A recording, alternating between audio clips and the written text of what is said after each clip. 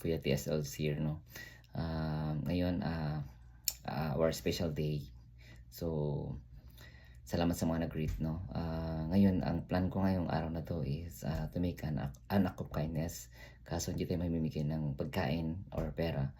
So, ang gagawin natin ay mamimigay tayo ng mga jacket. Kasi previous months, may mga nagbigay sa akin ng jacket na hindi ko naman siya nagagamit. Sobrang laki, mga kapal for winter, no?